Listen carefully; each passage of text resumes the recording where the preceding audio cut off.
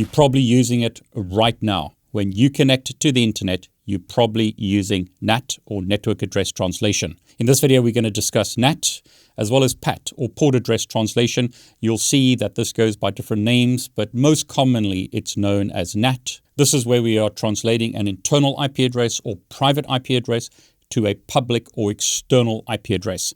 Don't let the terminology confuse you. Cisco uses some terms that can be really confusing initially, but once you learn about private, public addresses, or local and global addresses, it'll make a lot of sense. Do a quick test on your computer or your phone. Have a look at the IP address that you're currently using. So as an example, on this Windows computer, I'll open up a CMD prompt. I'm going to type ipconfig. Notice this IP address. This is the interface connected to the internet. IP address is 192.168.1.12. Default gateway is 192.168.1.1. But when I go to the internet and I go to a website such as whatismyipaddress.com, notice my IP address shows up as 145.224.65.100. It shows that I'm in London. We're told that the ISP that I'm using is Starlink. Pool 1v4, London, England. So whenever I show stuff like this, immediately I get a lot of comments. Bro doxed himself. He's showing his IP address. I know where he lives. You're more than welcome to visit me in London. You probably won't find me there. A lot of people are concerned that they'll be hacked if their IP address is exposed like this. Now, in this example, it's not a problem because I'm behind what's called carrier grade NAT or CGN or CGNAT, also known as LSN. So this is a type of NAT that ISPs use. So actually what's happening in my example is I'm being NATed twice. I'm being NATed by my local router here as well as by Starlink. Don't let the details confuse you. All I want to make you aware of is that in this example, this IP address doesn't really expose my location because the entire ISP is being NATed. Starlink, as an example, talks about the carrier grade NAT that they use. Internally, they're actually using IP addresses in this range, which are then NATed when you go to the internet. Again, don't worry too much about the details. I just wanted to highlight the point that this doesn't show you where I'm physically located, and Starlink blocks all incoming traffic by default. By default, Starlink does not support port forwarding, and by default allocates a dynamic IP address. There are options with Starlink, which I won't go into the details of, with public IP addresses. But be careful with other ISPs because you may be, if you're using fiber as an example, be allocated a public IP address all the time that remains the same. But the point here is you have what's called a private IP address. Notice IP address that I've got here is 192.168.1.12, but my public IP address or IP address as seen on the internet is this IP address. And my location is in London, even though that's not where I am. What you can see on this phone is that my IP address is 192.168.1.46. We've also got an IPv6 address here. That's a local IP address. Starlink and other ISPs by default will NAT or translate your IPv4 addresses, but they won't do that with IPv6. IPv6 has enough addresses that we don't need NAT. Now, let me summarize some of this. Firstly, RFC1918 is a really important RFC to remember. This is address allocation for private internets. What you need to understand is that the IANA or Internet Assigned Numbers Authority has reserved the following 3 blocks of IP addresses for private internets. We've got 10, so the entire 10 range. That's a 10/8 prefix. So anything starting with 10 is a private IP address. 172.16 up to 172.31. So 172.16/12s. So we have 16 contiguous Class B networks. And then the third grouping is 192.168.0/0. So 192.168/16.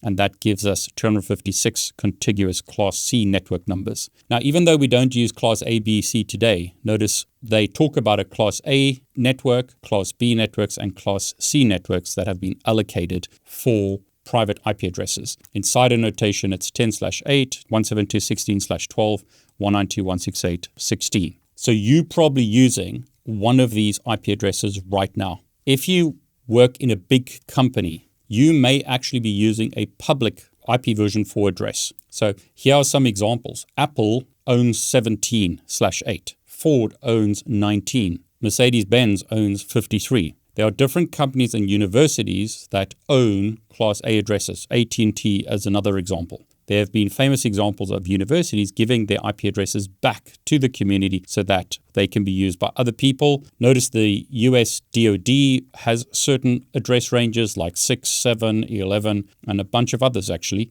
Now, one of the big problems with IPv4 is that we have run out of IP addresses. When they were originally allocating IP addresses, they were allocating Class A, Class B, Class C addresses to companies like these examples, and they ran out of IP addresses. You can imagine that if they allocate an entire Class A address, 16 million IP addresses to a single company like Apple, you can imagine they're going to run out of IP addresses as they allocate those addresses to companies. So RFC1918 has helped us delay the exhaustion of IPv4 addresses. You're probably still using an IPv4 address today, even though there are none left to allocate. From RFC1918 once again, private hosts can communicate with all other hosts inside the enterprise, both public and private. However, they cannot have IP connectivity to any host outside of the enterprise. While not having external IP connectivity, they can only communicate externally via application layer gateways, in other words, routers,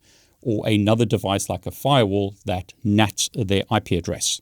We are running out of IPv4 addresses. No IP addresses are left. There are too many hosts, too many devices on the internet for the number of IP addresses that we have available.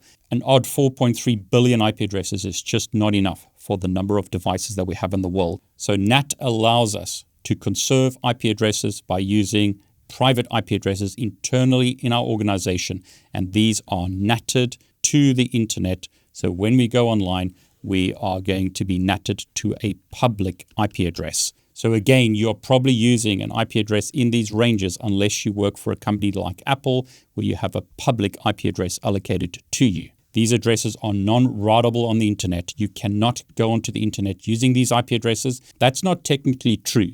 You could be routed on the internet using these IP addresses. What stops you from doing that is ISPs will block these IP addresses. So they will have access lists or something that stops traffic with these IP addresses from being sent onto the internet. Technically, these are just IP addresses and they could be routed on the internet, but ISPs will block traffic from these IP addresses, and that's what stops you from getting onto the internet using one of these IP addresses, assuming that is, if your ISP has configured its routers properly. I have seen examples, and it's happened to me, where IP addresses like these have been routed onto the internet, even though they shouldn't have because the ISP didn't block these IP addresses. Now let's look at a practical example and help you learn the terminology that Cisco uses. You need to learn terms such as inside a local, inside global, outside a local, and outside global.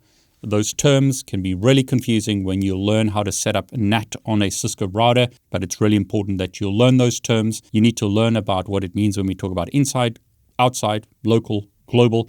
So let me explain those terms, and I'm going to show you practically how this PC here connects to a server on the internet. In this example, I'm running an Ubuntu server in the cloud. This is a Linode server. It's got IP address 45.56.73.104, and I'm going to SSH from this PC to that server and show you the meanings of those terms. So you'll learn again what these terms are and how they apply to a server with this IP address and a host with this IP address 192.168.1.12. So in this example, I've got a Windows computer.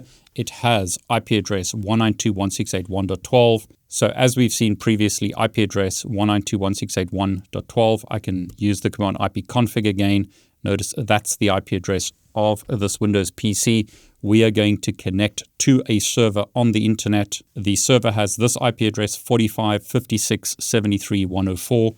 That's this server over here, an Ubuntu server running in Linode. It has this IP address. It's hosted in Dallas in the US.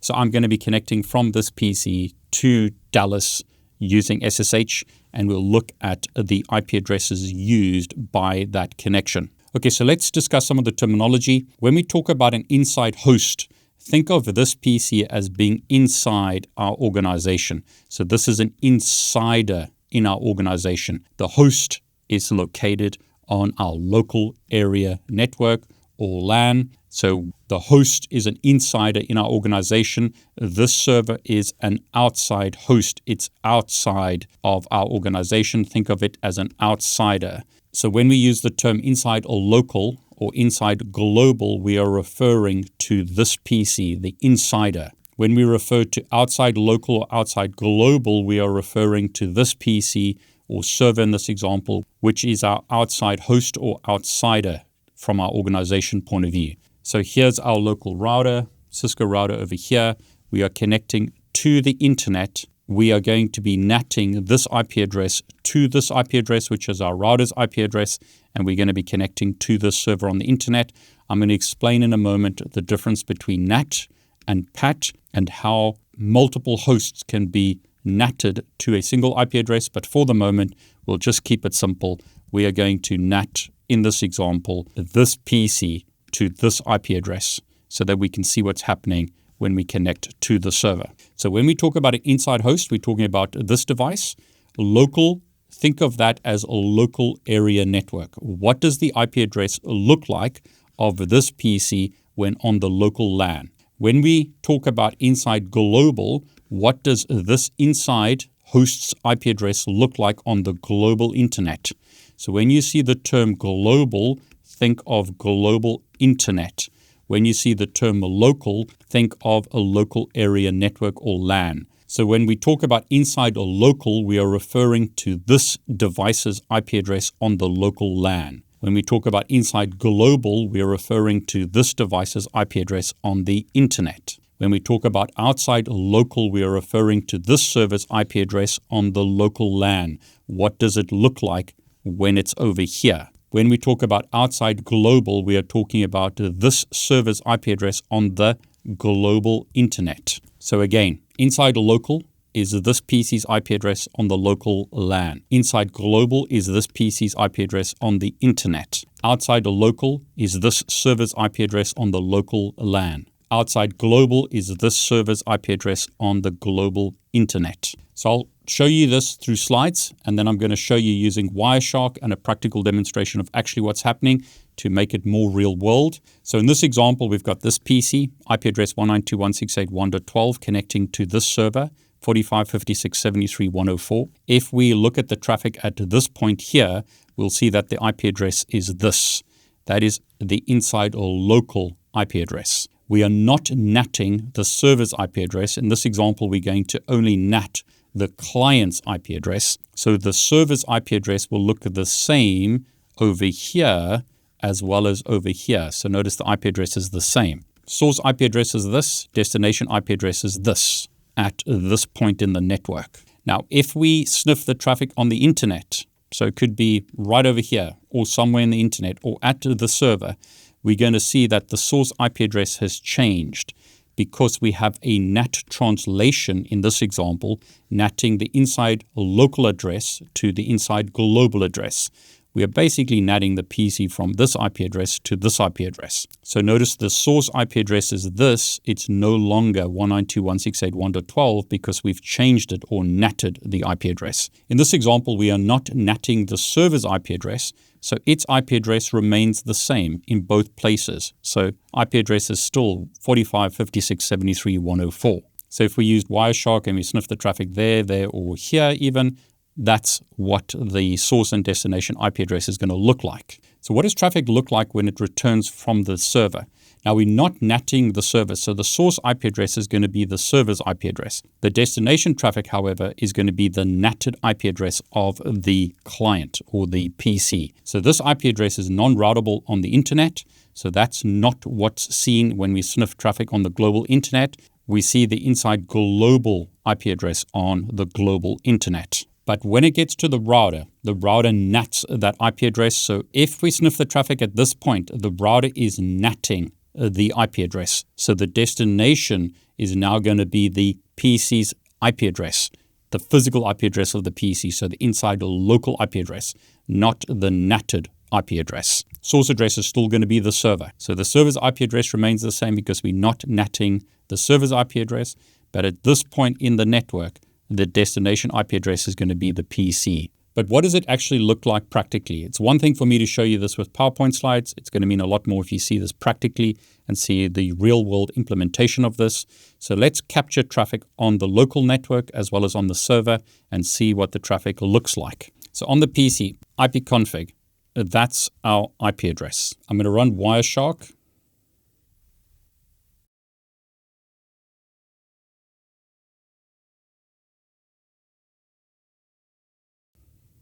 I'm capturing traffic here, but let's search for SSH traffic. There's no SSH traffic at the moment. What I'll do here is open up an SSH connection to the server. We ask for a password. We now logged into the server. If I type IP address on the server, notice the server has this IP address, 45.56.73.104, which is that IP address. So we are SSHing from the client to the server.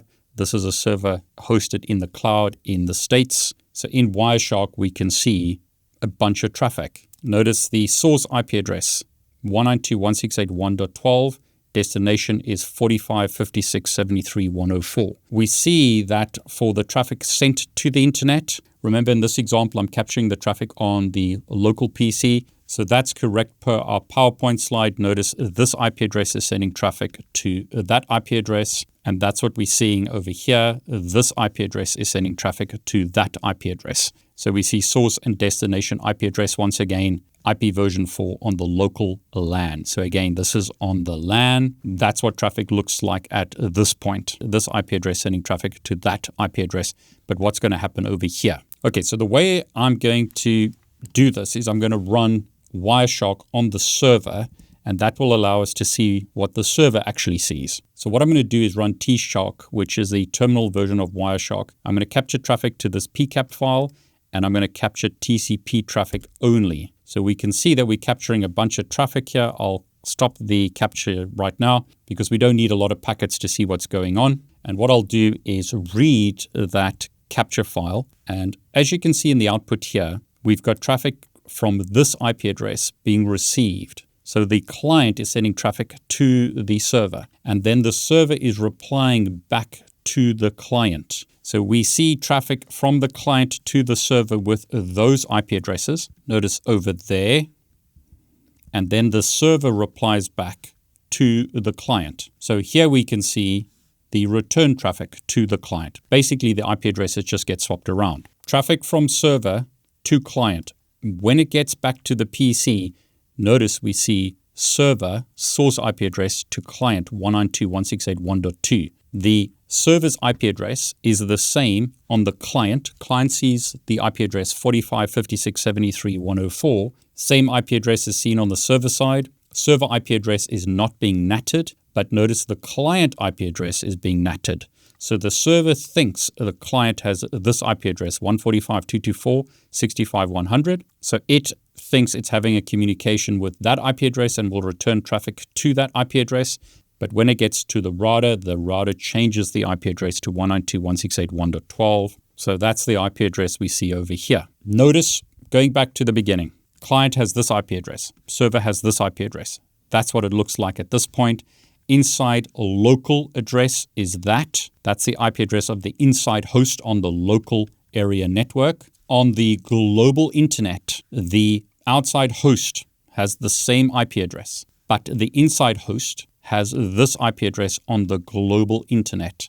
This router is simply changing this IP address to this IP address in that direction and then reverses it from this IP address to this IP address on the return traffic. Server IP address remains the same. So make sure that you learn these terms. Inside local, inside global, outside local, outside global. Inside is our inside host. Outside is our outside host or outsider. Local is our local area network, if you like. So this is what the IP address looks like of the inside host on the local area network. This is what the insider host or inside PC's IP address looks like on the global internet. This is the IP address of the server on the local area network. This is the IP address of the server on the global internet.